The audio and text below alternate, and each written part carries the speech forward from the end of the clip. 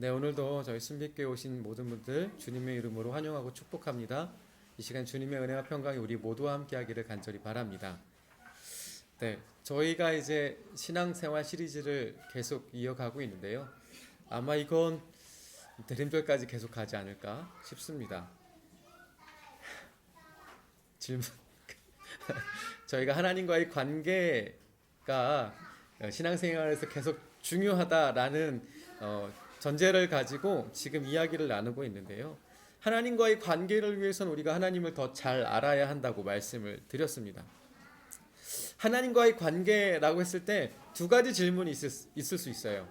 나에게 하나님은 어떤 분이신가? 이게 첫 번째 질문이고요. 또 다른 질문은 하나님께 나는 어떤 존재일까예요. 네. 나에게 하나님은 어떤 존재일까와 하나님께 나는 어떤 존재일까?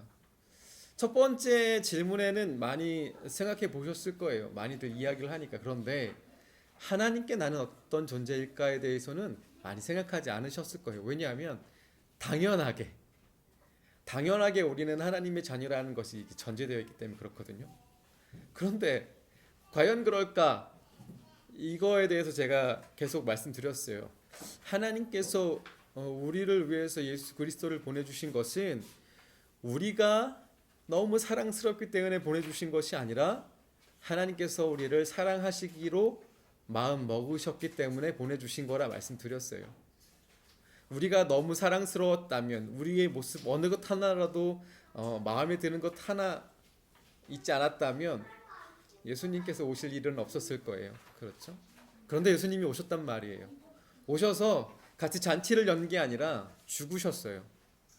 그렇다면 우리가 마냥 사랑스럽지는 않았을 거다라고 생각해 볼 수 있는 거죠. 그래서 우리는 하나님을 잘 알기 위해서는 예수 그리스도 십자가의 여정을 주의 깊게 들여다봐야 돼요. 그 안에 어떤 뜻이 담겨져 있고 예수님께서는 왜 굳이 자신을 희생하면서까지 십자가에 오르셨는지에 대해서 잘 생각해 봐야 해요. 거기서 하나님이 우리를 얼만큼 사랑하시는지에 대한 답이 나와 있기 때문이에요. 네, 그래서 제가 지금 2주, 3주째 지금 그 얘기를 하고 있는데 예수님께서 십자가에 달리신 이유는 제가 말씀드렸습니다. 하나님께서 그러니까 예수님께서 말씀으로 그 태초 이전부터 하나님 곁에 계셨을 때부터 하나님께서 세상을 바라보시는 걸 옆에서 지켜보신 거예요. 그렇죠? 성경의 말씀대로. 그리고 하나님께서 세상을 이처럼 사랑하신 것에 대해서 동의하셨고 그 사랑하는 마음으로 자신을 내어 보내서 희생하게끔 하는 것에도 동의하시고 순종하신 거예요. 완벽하게 하나님을 이해하고 사랑했던 예수님께서 하나님이 계획하시고 품으셨던 그 마음까지도 자신의 것으로 받아들이고 그 일에 순종하셨다라는 거예요. 완벽하게 아버지와 자녀 사이의 신뢰와 사랑을 보여주신 거예요. 그게 지금 우리 성도들에게까지 이어진다라고 제가 말씀을 드렸어요.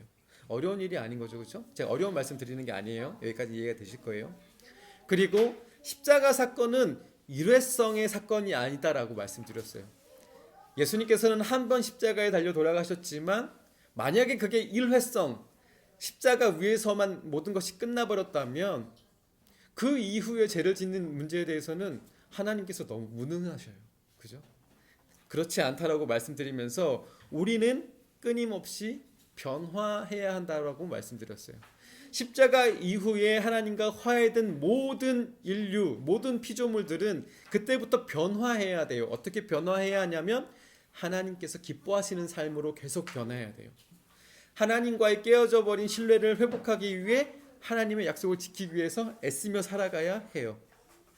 그죠? 그래서 변화라는 것은 하나님의 약속을 지키는 것, 하나님과의 신뢰를 회복하기 위해 애쓰는 것이라고 제가 변화를 설명드렸어요. 그리고 우리 진욱이가 지난 시간에 맨 마지막에 답을 이야기한 것처럼 내가 변화됐음을 알 수 있는 척도는 고개를 돌리는데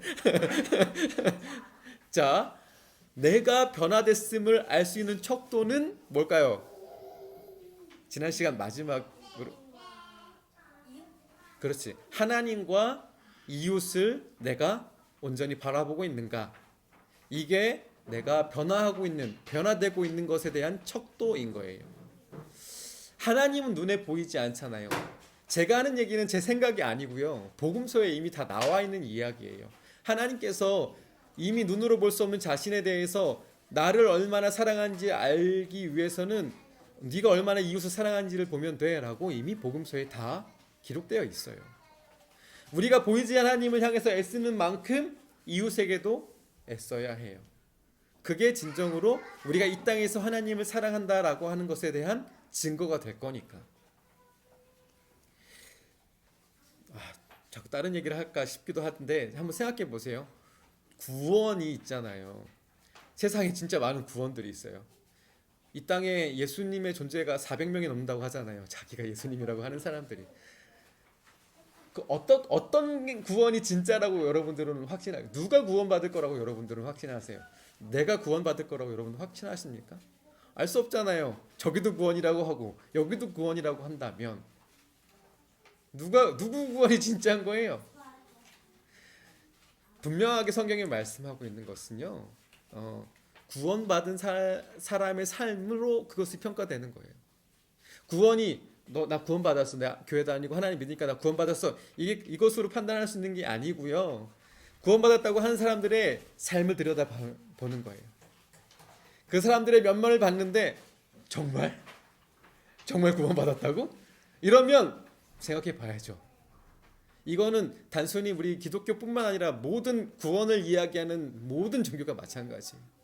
그러니까 종교의 문제는 아닐 수도 있다라고 제가 아주 힘들게 말씀드리고 싶은 거예요. 교회에 다닌다고 이 문제가 해결될 거라고 저는 생각하지 않는 거거든요. 교회가 아니라 우리가 믿는 진리, 그 하나님, 우리가 믿는 신앙은 지극 개인적인 거라고 말씀드렸잖아요.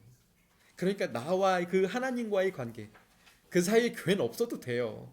내가 교회인데? 그죠? 내가 교회인데 왜? 그 사이에 교회가 물론 우리의 연약함을 돕기 위해서 교회가 큰 역할을 하잖아요. 또 힘을 주고 위로를 주고 그걸 제가 부인하는 게 아니고요.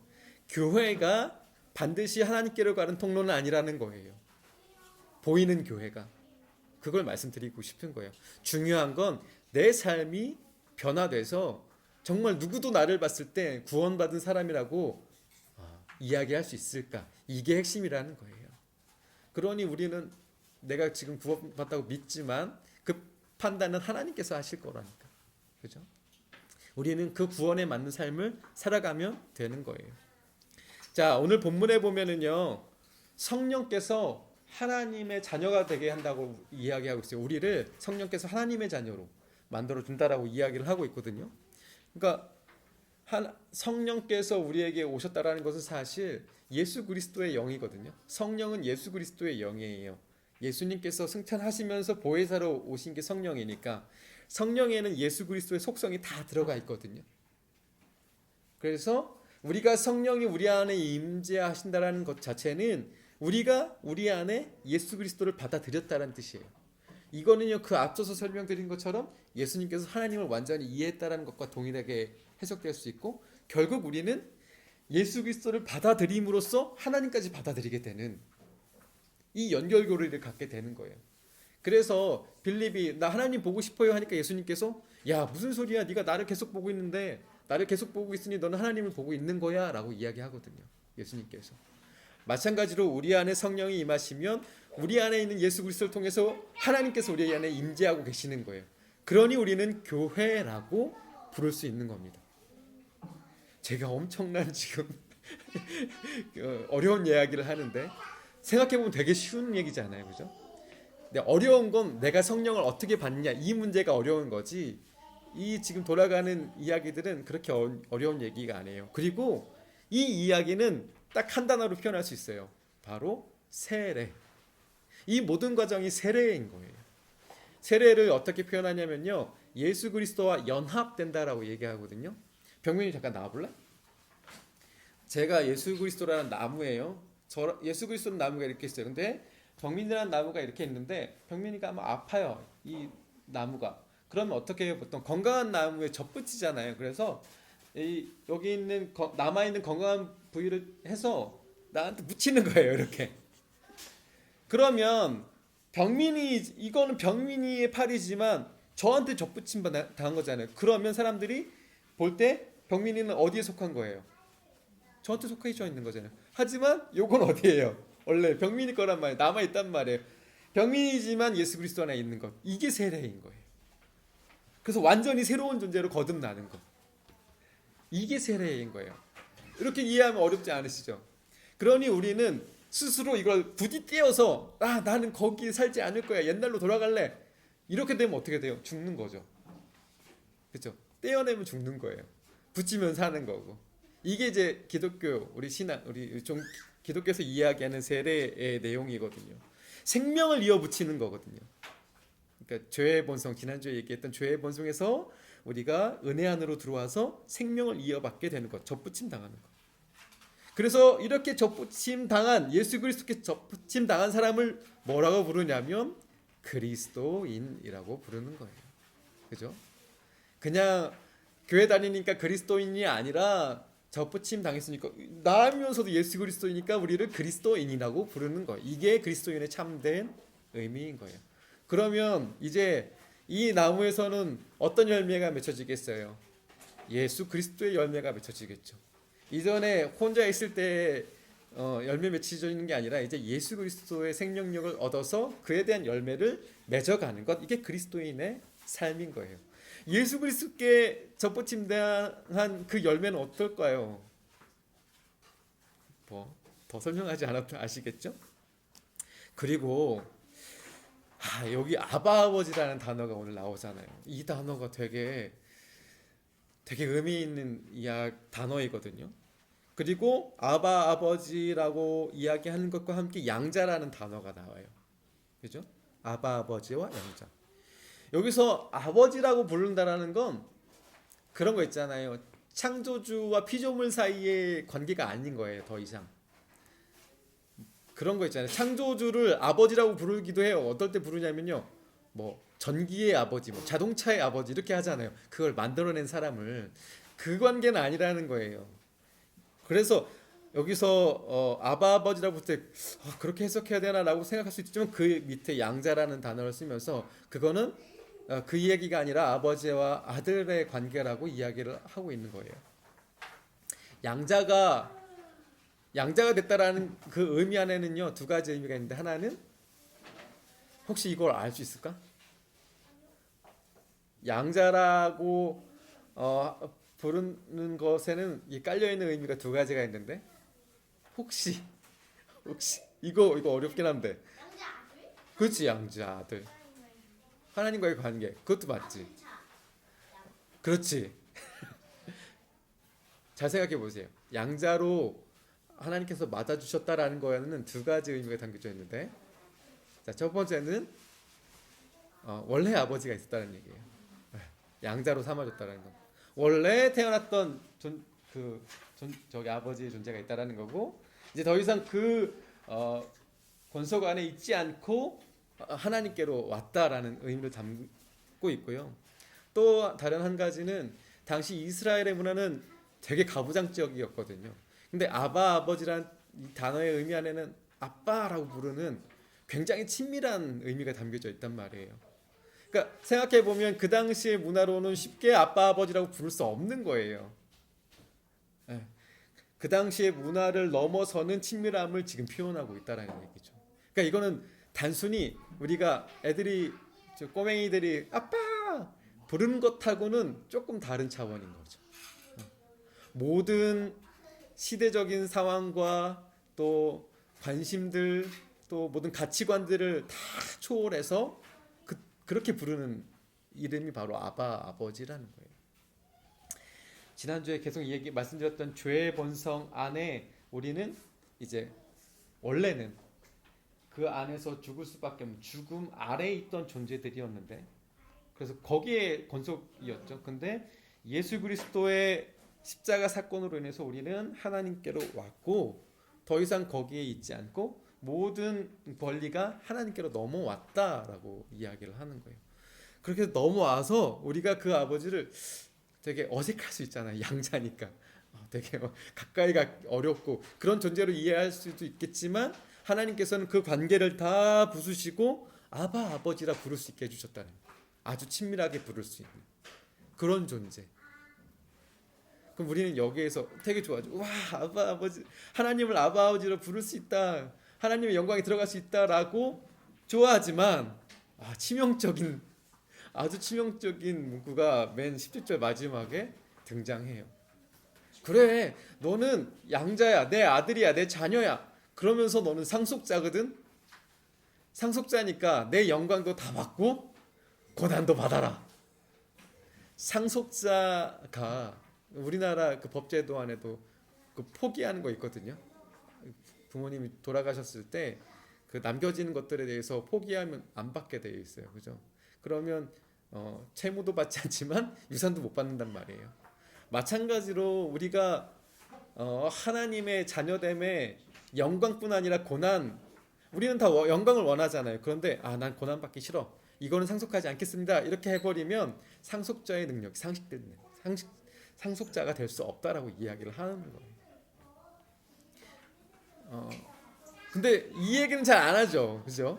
교회에 와서 복의 이야기는 많이 해요. 복 받으십시오, 건강하시고 뭐 자녀도 잘 될 거고 결혼도 잘 하실 거고 뭐 이렇게 이야기하지만 고난에 대해서 얘기를 안 한단 말이에요. 그런데 이건 단순히 고난이라서 막 힘들고 어렵고 이 고난을 이야기하는 건 아니거든요.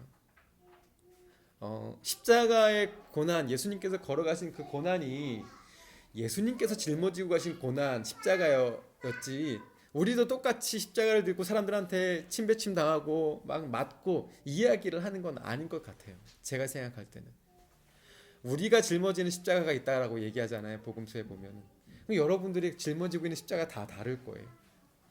그죠?